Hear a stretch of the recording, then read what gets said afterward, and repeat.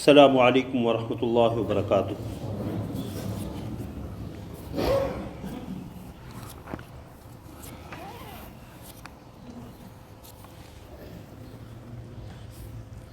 الحمد للہ وحدہ والصلاة والسلام علی من لا نبی بعدہ، اما بعد فاعوذ باللہ من الشیطان الرجیم، بسم اللہ الرحمن الرحیم۔ اللہ لا الہ الا هو الحی القیوم لا تأخذہ سنۃ ولا نوم لہ ما فی السماوات وما فی الارض ما ذا الذی یشفع عنده الا بإذنہ یعلم ما بین ایدیہم وما خلفہم ولا یحیطون بشیء من علمہ الا بما شاء وسع کرسیہ السماوات والارض ولا یؤودہ حفظہما وهو العلی العظیم۔ صدق اللہ العظیم۔ اللہم صلی علی محمد وعلی آل محمد کما صلیت علی ابراہیم وعلی آل ابراہیم انک حمید مجید۔ اللہم بارک علی محمد وعلی آل محمد کما بارکت علی ابراہیم وعلی آل ابراہیم انک حمید مجید۔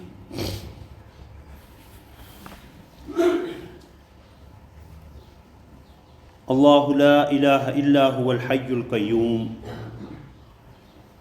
اللہ وہ ذات ہے کہ اس کے سوا کوئی معبود برحق نہیں۔ الحی القیوم، وہ زندہ ہے، سب کو سنبھالنے والا ہے۔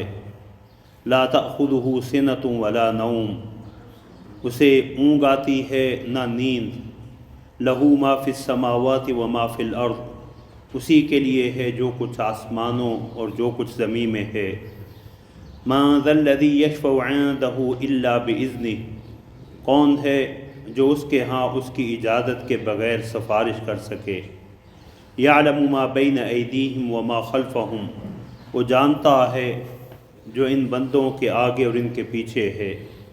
ولا یحیطون بشیء من علمہ الا بما شاء، اور یہ اس کے علم میں سے کسی چیز کا احاطہ نہیں کر سکتے سوائے جو وہ چاہے۔ وسع کرسیہ السماوات والارض، اس کی کرسی آسمانوں اور زمین سے زیادہ وسیع ہے۔ ولا یؤودہ حفظہما، اور اسے ان دونوں کی حفاظت کوئی مشکل نہیں۔ وہو العلی العظیم، اور وہ بلند اور برتر ہے۔ سورہ بقرہ کی آیت نمبر 255، جسے ہم عرف عام میں آیت الکرسی کہتے ہیں، اور یہی نام رسول اللہ صلی اللہ علیہ وسلم کی احادیث مبارکہ سے بھی ثابت ہے۔ یہ آیت کریمہ قرآن کریم کی سب سے زیادہ افضل اور عظمت والی آیت ہے۔ حضرت ابی بن کعب رضی اللہ تعالی عنہ فرماتے ہیں کہ رسول اللہ صلی اللہ علیہ وسلم نے مجھ سے پوچھا، ای آیت اعظم من کتاب اللہ، اللہ کی کتاب میں سب سے عظیم آیت کون سی؟ تو میں نے کہا اللہ و رسولہ اعلم، کہ اللہ اور اللہ کے رسول ہی بہتر جانتے ہیں۔ تو رسول اللہ صلی اللہ علیہ وسلم نے اپنا سوال بار بار دہرایا، تو میں نے کہا آیت الکرسی۔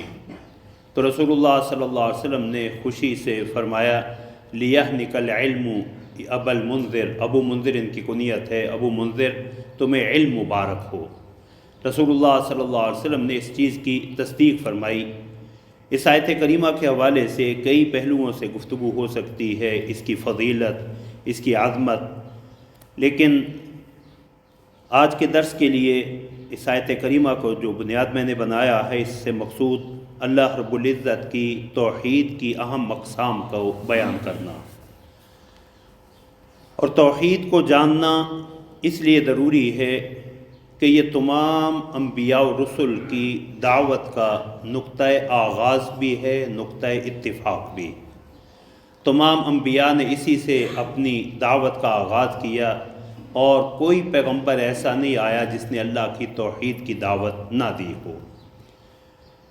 اور یہ آیت کریمہ اس اعتبار سے اہم آیت مبارکہ ہے کہ اس میں اللہ رب العزت کی توحید کی اہم اقسام، تینوں اقسام جو ہے وہ مذکور ہوئی ہیں۔ اور اس آیت کریمہ کے 10 جملے ہیں۔ امام ابن کثیر رحمۃ اللہ علیہ اور دیگر مفسرین نے لکھا ہے کہ یہ 10 کے 10 جملے اللہ رب العزت کی توحید کے کسی نہ کسی مستقل پہلو کو بیان کر رہے ہیں۔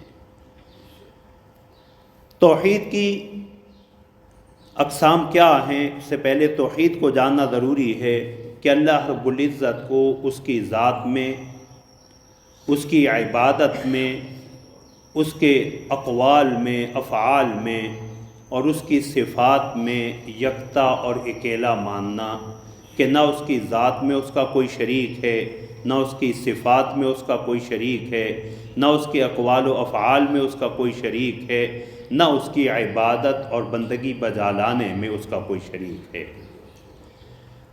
توحید کی حضرات علماء نے 3 بڑی اہم اقسام بیان کی ہیں۔ پہلی توحید توحید ربوبیت ہے، رب سے ربوبیت، کہ اس کائنات کا خالق، مالک، رازق، تدبیر کرنے والا صرف اور صرف اللہ۔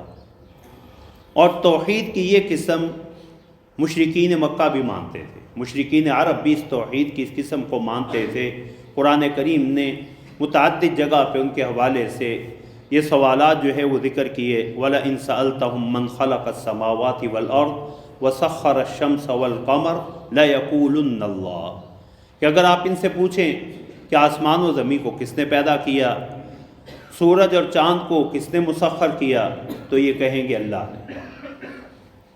توحید کی دوسری قسم جو رسول اللہ صلی اللہ علیہ وسلم کی اور تمام انبیاء کی دعوت کا نقطہ آغاز اور نقطہ اتفاق ہے اور اہم ترین توحید کی قسم ہے، وہ توحید الوہیت سے، توحید الوہیت الہ سے، کہ جب اس کائنات کا خالق، مالک، رازق، مدبر، متصرف اللہ کے سوا کوئی نہیں، تو پھر عبادت بھی صرف اور صرف اسی اللہ ہی کی ہونی چاہیے۔ اور قرآن کریم نے متعدد جگہ پہ توحید ربوبیت کو توحید الوہیت کی بنیاد قرار دیا، یعنی توحید ربوبیت کی بنا پہ توحید الوہیت کی دعوت دی ہے۔ سورہ بقرہ کا پہلا جو قرآنی حکم ہے اس میں بھی اللہ رب العزت نے یہی ارشاد فرمایا، یا ایھا الناس اعبدوا ربکم الذی خلقکم والذین من قبلکم، اے لوگو اپنے رب کی عبادت کرو جس نے تمہیں اور تم سے پہلے لوگوں کو پیدا کیا، لعلکم تتقون، تاکہ تم پرہیزگار بن سکو۔ اور پھر اللہ کی ربوبیت کے مظاہر کو بیان کیا، دلائل کو بیان کیا، الذی جعل لکم الارض فراشا، جس نے یہ زمین کا تمہیں بچھونا عطا کیا، والسماء بناء، یہ آسمان کی عظیم چھت عطا کی، وانزل من السماء ماء، آسمان سے پانی بارش اتاری، فاخرج به من الثمرات رزقا لکم، اس سے تمہارے لیے مختلف پیداواروں کا رزق تمہیں عطا کیا۔ تو جب ان چیزوں میں اللہ کا کوئی شریک نہیں، تو پھر اللہ نے دعوت توحید الوہیت دیتے ہوئے فرمایا، فلا تجعلوا للہ اندادا وانتم تعلمون، تو تم اللہ کے ساتھ کسی اور کو شریک نہ بناؤ جبکہ تم جانتے ہو کہ آسمان کی چھت تاننے میں، زمین کا بچھونا بچھانے میں، آسمان سے بارش اتارنے میں، زمین سے نباتات اگانے میں اس کا کوئی شریک نہیں، تو پھر عبادت میں اور بندگی میں اس کا کوئی شریک کیسے ہو سکتا۔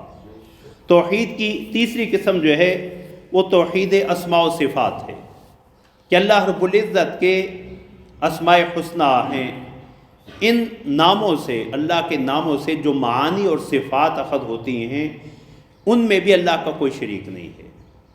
وَلِلَّهِ الْأَسْمَاءُ الْحُسْنَى فَادْعُوهُ بِهَا، اللہ کے اچھے اچھے نام ہیں، اللہ کو ان ناموں سے پکارو۔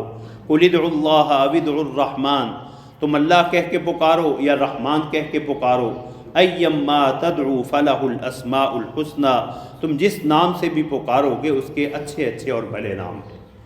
تو جس معنی میں اللہ علیم ہیں، اللہ خبیر ہیں، اللہ بصیر ہیں، اس معنی میں کوئی علم والا نہیں، کوئی سمع و بصر والا نہیں۔ آیت الکرسی کو یہ امتیاز حاصل ہے کہ اس میں اللہ رب العزت نے توحید کی ان تینوں اقسام کو تفصیل سے بیان کیا، کہ اس میں اللہ رب العزت کی توحید ذات کا ذکر بھی ہے، توحید ربوبیت کو توحید ذات بھی کہتے ہیں، توحید الوہیت جسے توحید عبادت کہتے ہیں وہ تو اس صورت کے آغاز، اس آیت کریمہ کے آغاز میں ہے، اللہ لا الہ الا ہو۔ اور پھر اللہ رب العزت کی صفات میں سے الحی القیوم اور العلی العظیم، یہ چار جو ہے وہ اللہ کے نام اس آیت مبارکہ میں ذکر ہوئے ہیں۔ تو اس میں توحید کی یہ تینوں اقسام جو ہے وہ مذکور ہیں، اور حضرات مفسرین نے لکھا ہے کہ اس میں اس آیت کریمہ کا پہلا جملہ اللہ لا الہ الا ہو ایک دعویٰ ہے، اور باقی 9 جملے جو ہے وہ اس دعوے کی دلیل ہیں۔ وہ دعویٰ کیا ہے؟ اللہ لا الہ الا ہو، کہ اللہ ہی معبود برحق ہے، اس کے سوا کوئی معبود نہیں ہے۔ اللہ وہ ذات ہے کہ جس کے سوا کوئی معبود برحق نہیں۔ تو اللہ رب العزت نے اس آیت مبارکہ کا آغاز اپنے اسم ذات سے کیا۔ لفظ اللہ جو ہے اسم الجلالہ، یہ اللہ رب العزت کا اسم ذات ہے، اور کائنات میں کوئی اور اس نام سے موسوم نہیں ہے۔ اور اللہ رب العزت کے اس نام کی عظمت یہ ہے کہ اللہ رب العزت نے قرآن کریم میں سے 2360 مرتبہ جو ہے وہ ذکر کیا۔ تو اللہ لا الہ الا ہو، اللہ وہ ذات ہے کہ جس کے سوا کوئی معبود برحق نہیں ہے۔ اب یہ ایک دعویٰ ہے۔ دوسرا جملہ الحی القیوم اس دعویٰ کی پہلی دلیل ہے۔ وہ عبادت کے لائق اس لیے ہے، اس کے سوا کوئی معبود بننے کا اہل نہیں، اس لیے کہ وہ حی ہے، قیوم ہے۔ الحی جو بذات خود زندہ ہو، جسے اپنے وجود میں کسی اور کی حاجت نہ ہو، اور القیوم صرف یہی نہیں کہ وہ خود زندہ ہے بلکہ سب کو سنبھالا دیے ہوئے ہے، سب کی حیات، سب کی زندگی، سب کا رزق، سب کی عزت، سب کے سارے کام جو ہے وہ اسی ہی سے وابستہ ہے۔ تو الحی القیوم وہ خود بھی زندہ ہے اور کائنات کو سنبھالے ہوئے بھی ہے۔ وَمِنْ آيَاتِهِ أَن تَقُومَ السَّمَاءُ وَالْأَرْضُ بِأَمْرِهِ، اس کی نشانیوں میں سے ایک نشانی یہ ہے، اس کے قیوم ہونے کا مظہر یہ ہے کہ یہ آسمان و زمین وہی تھامے ہوئے ہے۔ اس زمین میں ارتعاش پیدا نہیں ہوتا، یہ آسمان جو ہے وہ پھٹتا نہیں، یہ اپنے اپنے مدار میں اپنی ذمہ داریوں کو نبھائے ہوئے ہیں۔ یہ اسی اللہ رب العزت کے حی اور قیوم ہونے کا مظہر ہے۔ اور اللہ کے یہ 2 صفاتی نام الحی اور القیوم احادیث مبارکہ میں آتا ہے کہ یہ اللہ کا وہ اسم اعظم ہے جس سے اللہ کے حضور جو دعا کی جائے اللہ قبول فرماتے ہیں۔ سیدہ اسماء بنت یزید ابن سکن الانصاریہ رضی اللہ تعالی عنہ انصاری صحابیہ ہیں، کہتی میں نے رسول اللہ صلی اللہ علیہ وسلم کو یہ فرماتے سنا کہ ان اسم اللہ الاعظم اذا دعی بہ اجاب فی ہاتین، کہ اللہ کا وہ اسم اعظم جس کے ذریعے اللہ سے دعا کی جائے تو اللہ دعا ضرور قبول فرماتے ہیں، وہ ان 2 آیتوں میں۔ پھر آپ نے یہ آیت کریمہ آیت الکرسی کا ابتدائی حصہ پڑھا، اللہ لا الہ الا ہو الحی القیوم، اور سورہ آل عمران کی ابتدائی آیات الف لام میم اللہ لا الہ الا هو الحی القیوم۔ اور سیدنا ابو امامہ رضی اللہ تعالیٰ عنہ کی حدیث میں آتا ہے کہ رسول اللہ صلی اللہ علیہ وسلم نے فرمایا ان اسم اللہ الاعظم فی 3 سور، کہ اللہ کا اسم اعظم جو ہے وہ 3 صورتوں میں۔ تو رسول اللہ صلی اللہ علیہ وسلم نے اس کی تعیین نہیں فرمائی، لیکن امام ابن کثیر رحمۃ اللہ علیہ نے حضرت ہشام ابن عمار جو امام ابن کثیر رحمۃ اللہ علیہ کے زمانے کے دمشق کے مشہور خطیب عالم تھے، ان کے حوالے سے تفسیر ابن کثیر میں لکھا کہ انہوں نے اس کی وضاحت یہ کی کہ یہ اللہ کا اسم اعظم جو 3 صورتوں میں ہے وہ سورہ بقرہ میں آیت الکرسی اللہ لا الہ الا هو الحی القیوم، سورہ آل عمران کا ابتدائی حصہ الف لام میم اللہ لا الہ الا هو الحی القیوم، اور سورہ طٰہٰ میں وعنت الوجوہ للحی القیوم، کہ سب چہرے اسی اللہ کے تابع ہو جائیں گے، اسی اللہ کے سامنے جھک جائیں گے جو حی اور قیوم ہے۔ تو الحی القیوم یہ پہلی دلیل ہے اللہ کے الہ برحق ہونے کی، اکیلے معبود ہونے کی، کیونکہ اللہ کے سوا کوئی ذات ایسی نہیں ہے جو اپنے وجود میں اس کی محتاج نہ ہو اور جس پہ موت نہ آتی ہو۔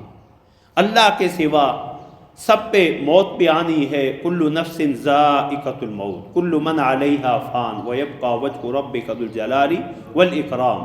تو حی اور قیوم یہ پہلی دلیل ہے اللہ کے معبود برحق ہونے کی۔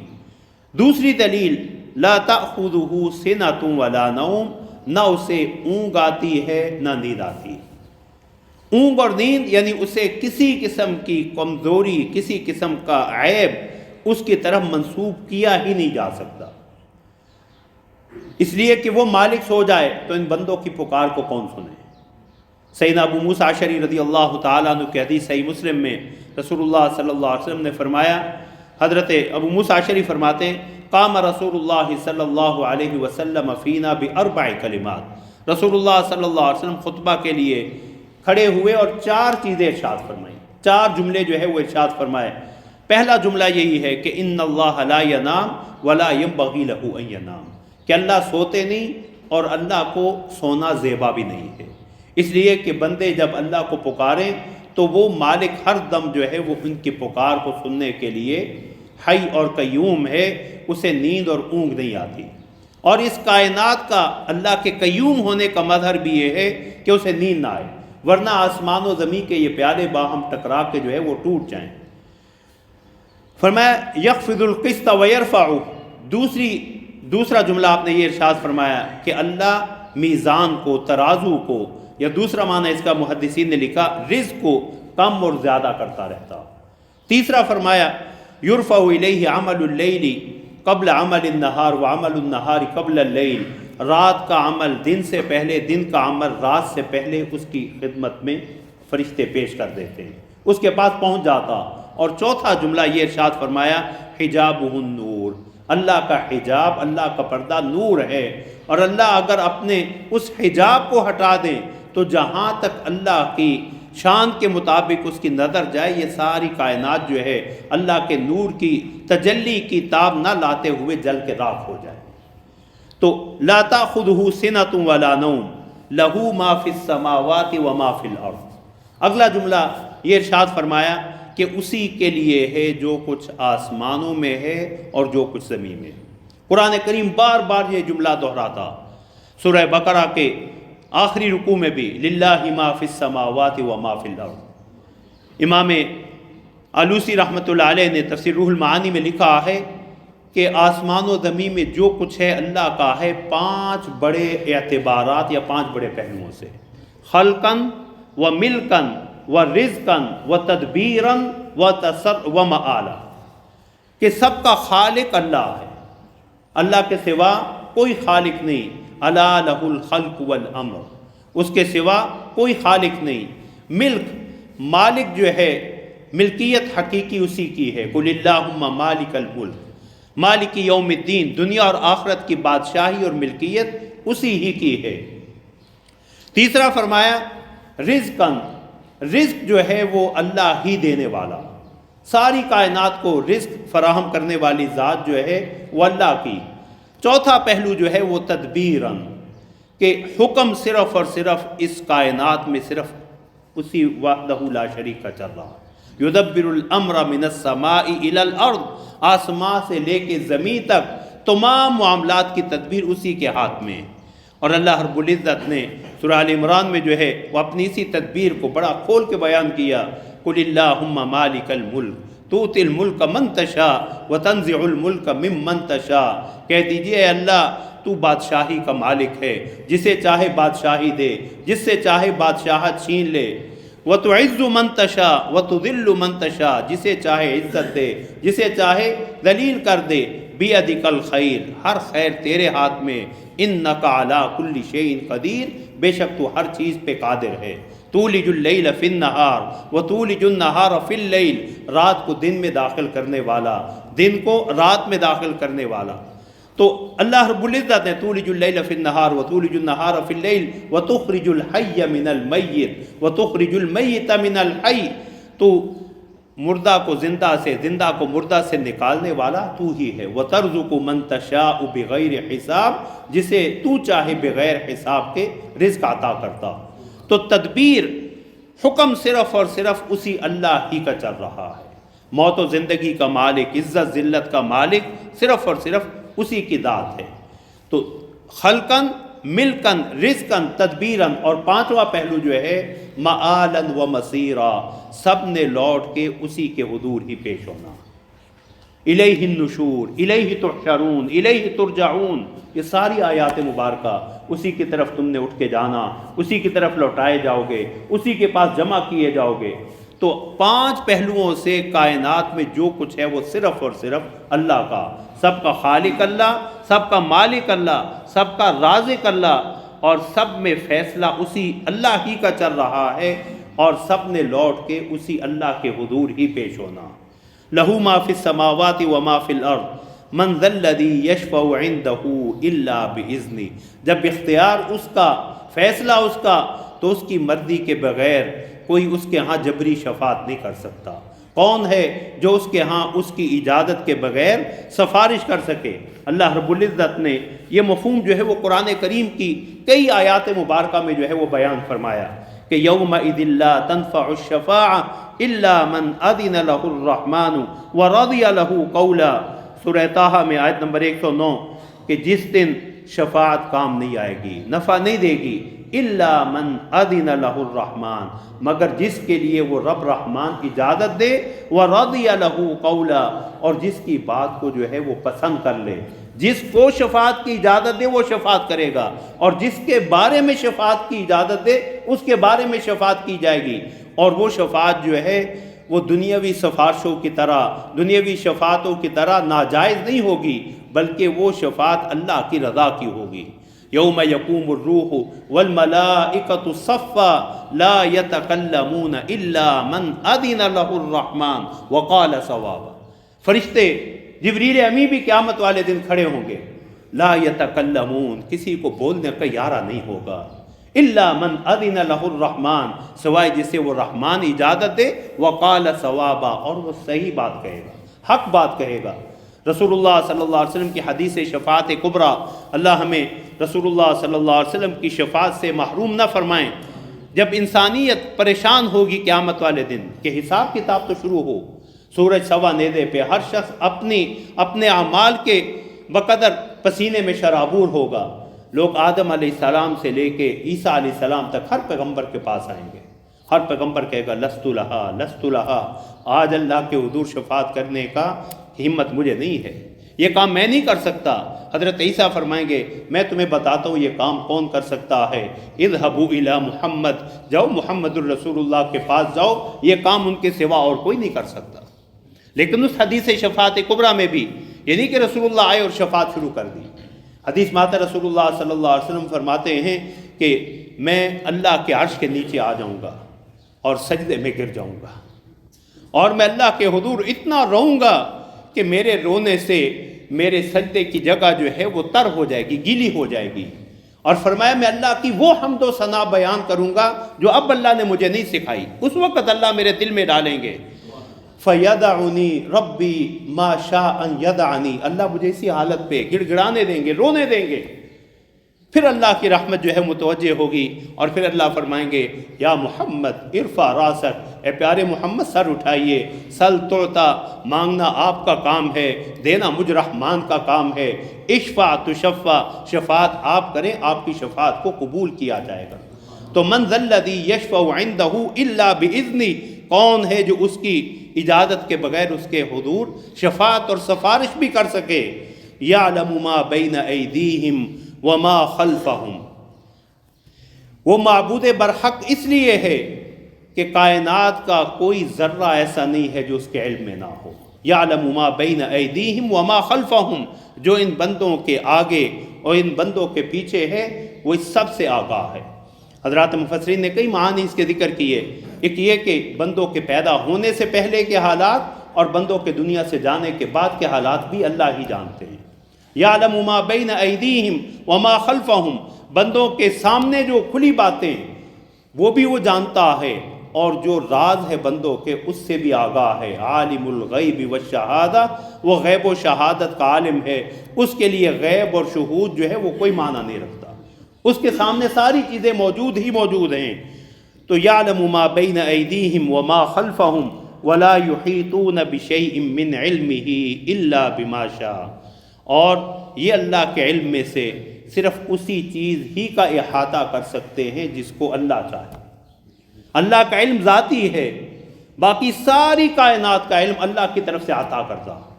خود رسول اللہ صلی اللہ علیہ وسلم کے حوالے سے اللہ نے قرآن کریم میں فرمایا وَعَلَّمَكَ مَا لَمْ تَكُنْ تَعْلَمْ وَكَانَ فَضْلُ اللَّهِ عَلَيْكَ عَظِيمًا، اللہ نے آپ کو ان چیزوں کا علم عطا کیا جس سے آپ پہلے آگاہ نہیں تھے۔ اللہ کا آپ پہ بڑا فضل ہے۔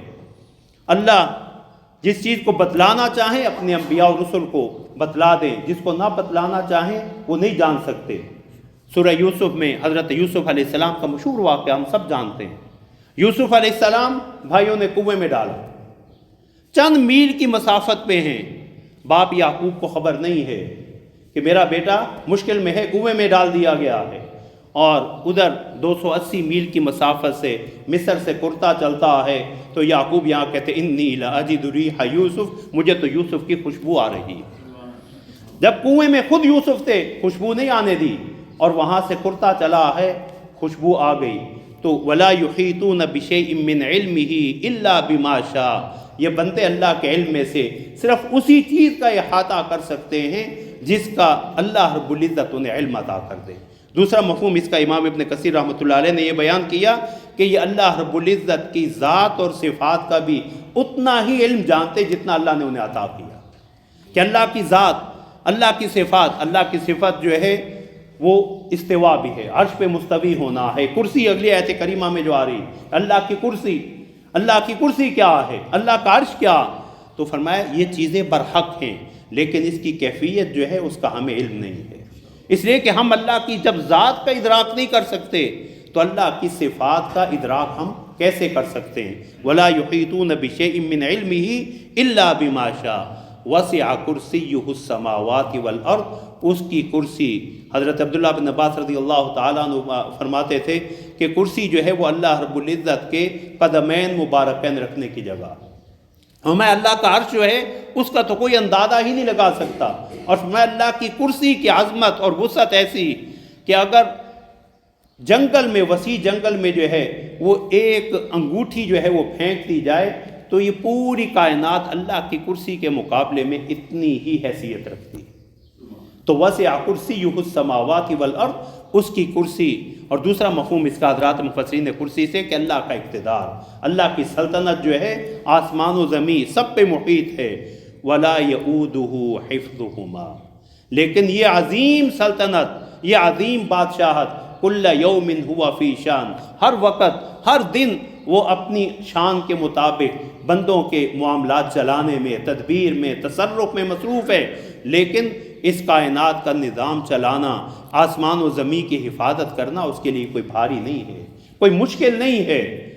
وَهُوَ الْعَلِيُّ الْعَظِيمُ، اس لیے کہ وہ برتر ہے، وہ عظمت والا ہے، وہ علی ہے، ساری برتری، ساری بلندیاں صرف اور صرف جو ہے وہ اسی کے لیے ہیں۔ سبحان ربی الاعلیٰ، پاک ہے میرا رب جو سب سے بلند و برتر ہے، اور وہ عظیم ہے۔ سبحان ربی العظیم، ہم رکوع میں اور سجدے میں اللہ کی سی عظمت اور اللہ کی بلندی کا جو ہے وہ اقرار کرتے ہیں۔ اللہ رب العزت ہمیں اپنی توحید کو سمجھنے اور اسے اپنانے کی توفیق عطا فرمائیں۔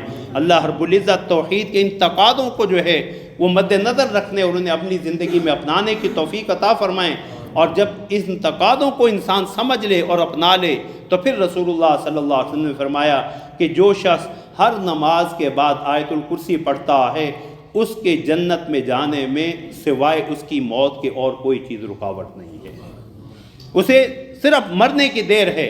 لیکن شرط یہ ہے، یہاں ایک چیز میں عرض کرنا ضروری سمجھتا ہوں کہ قرآن کریم کی جن آیات یا وظائف کے حوالے سے احادیث میں جو پڑھنے کا ذکر ہے اس سے صرف زبان سے پڑھنا نہیں بلکہ اس کے معانی اور مفہوم کو جان کے اسے اپنانا بھی، کہ اگر کوئی اس آیت کریمہ کو جو ہے وہ سمجھ لے، اس کے معانی اور مفاہیم کو اپنی زندگی میں جگہ دے دے، توحید کے تقاضوں کو پورا کرے، تو اللہ رب العزت کے ہاں نجات کے لیے اولی بنیاد ہی جو ہے وہ توحید ہے۔ اس لیے حدیث میں آتا ہے، رسول اللہ صلی اللہ علیہ وسلم نے فرمایا کہ قیامت والے دن اللہ جو ہے وہ شرک کرنے والے سے، کافر سے کہیں گے کہ اگر تجھے آسمان و زمین یہ سونے کی بنا کے دے دی جائے تو تو آج میرے عذاب سے بچنے کے لیے اسے بطور فدیہ دینے پہ تیار ہے؟ تو یہ بندہ کہے گا اللہ یہ تو بہت سستا سودا، یہ تو بہت سستا سودا۔ تو اللہ فرمائیں گے اے بندے میں نے تو تجھ سے بہت آسان چیز مانگی تھی، تعبدنی ولا تشرک بی شیئا، دیکھنا صرف میری عبادت کرنا، میرے ساتھ کسی کو شریک نہ ٹھہرانا۔ اللہ رب العزت نے ہمیں یہ نعمت ایمان دی، اللہ نے نعمت توحید دی، اللہ ہمیں اس کی قدر کرنے کی توفیق عطا فرمائیں، اور اللہ رب العزت ہمیں اسے اپنانے کی توفیق عطا فرمائیں۔